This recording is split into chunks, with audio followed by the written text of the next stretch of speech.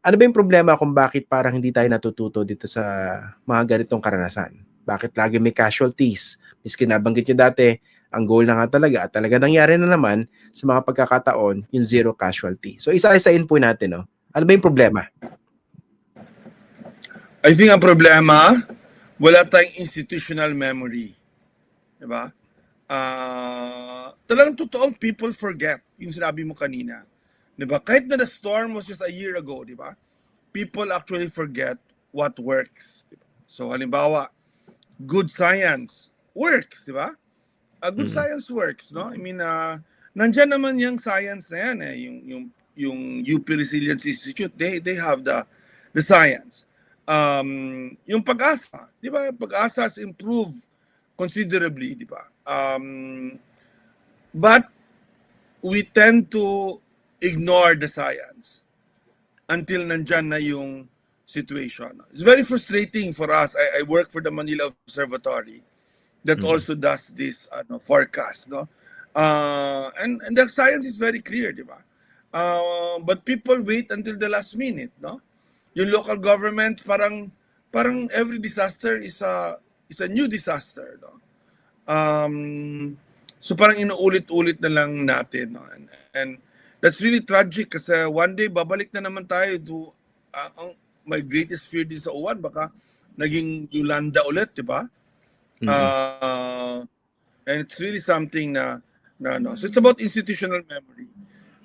We forget to what we did that was right, and so we're always reinventing things.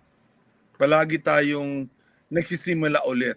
When you said we, no? Parang wala tayong institutional memory. Kasi pwede isipin ng mga tao, teka, yung we, kami ba yan? Kami ba mga ordinaryong Pilipino? Or when you talk about we, you're basically referring more to the policymakers. The government. Who's in government? The government. The decision makers, no?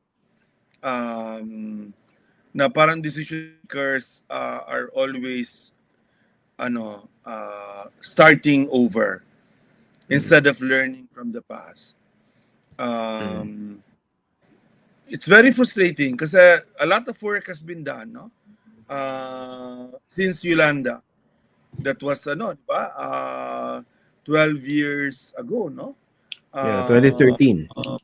2013, no? So a lot of work has been done. Pero para siyang na-wipe out na naman siya. And now we have to start all over again. And situation is much worse now than it used to be. Diba? In terms of... Opo. Sige po. In terms of policy, saan tayo kulang? Kasi for instance, no, marami nagsasabi, kasi hanggang ngayon wala pa tayong National Land Use Act. Okay? Yeah. How big a problem is that? Yung kawalan ng isang National Land Use Act. Malaki yan. Sa policy, ang kulang natin na a strong National Land Use Act that will, di ba, decide saan ka pwede mag-build, saan pwedeng hindi mag-build, saan yung forest at lahat, no? I think also sa policy na napaka halaga, no, yung neglect natin sa tinatawag na nature-based solutions, no? Kasi yun ang, if you ask me what is the solution, diba, what's our chance at least, hindi masyadong maging yung natural disaster sa atin. Well, we use nature against nature. Yun ang pinaka-best talaga. Proven yan. Yan proven na success. Instead, saan tayo pumunta? Sa flood control. Diba? Kasi nandun yung pera. Nature-based solutions are much cheaper, much easier, diba? Community-based approaches, diba? Pero ayaw ng mga politician yan kasi walang pera, diba? Ayaw ng mga engineer yan kasi wala silang papel doon. Ang mas kailangan mo doon, forester, ecologist, yung mga kailangan mo. So we have to really establish policies that promote nature-based solutions instead of infrastructure solutions. Hindi madadala sa infrastructure yung wrath of nature, no, yung galit ng kalikasan. Dahil, alam mo, dahil din yan sa kalokohan natin, di ba? Dahil yan sa Mm. carbon emissions, dahil yan sa paggamit ng coal, ng oil, ng natural gas, no? Na we also do, no? We are contributing to our own destruction in Pilipinas by doing that. So, the only way we can fight this natural threats is also through nature. Yun ang best chance natin. Ang tawag Okay. dyan, nature-based solutions. Okay. Din, can you cite a very concrete example? Kasi talagang ito, ngayon at least napapansin natin mas namumulat yung marami sa mga kababayan natin dito sa pangangailangan na mag-shift in terms of how to approach this problem. Kasi nakita natin yung mga, tama yung sabi po ninyo, no? Yung mga politiko natin talagang gustong-gusto yung flood control dahil nandun yung pera, nandun yung kurakot. Pero can you give us concrete examples of how this actually works? You're using nature against nature. Yes. Well, deforestation is the most important, di ba? Mangrove reforestation para sa protection natin ng mga coastal areas natin. Di ba? We've destroyed most of our mangroves. No? So, having mangroves to protect, di ba, the eastern coast, yung sinasabi lang before the Sierra Madre, is critical. Community-based managed protected areas na may mangroves, so but protected tayo.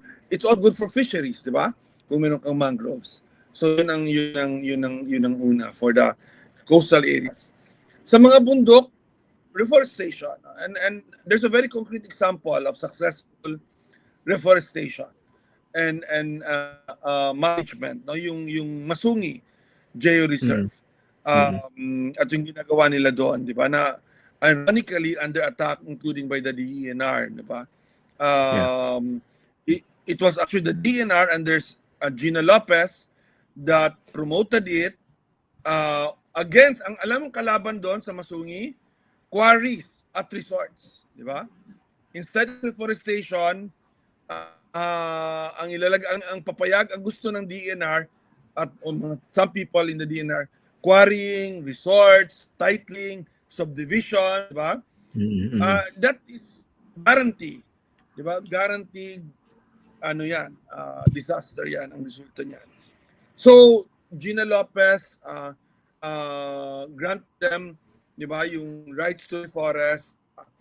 Granted na may pagkukulang yung mga legal issues doon, pwede naman siyang ayusin. But that's the best example. If you have a reforestation that works, di ba? Alam mo kasi siya ng reforestation, hindi lang yan pagtatanim ng puno. More than planting a tree or trees, it's protecting the trees that you plant. Kasi it takes 5 to 10 years, di ba, before the trees that you plant become viable. So kailangan mo siyang protektahan.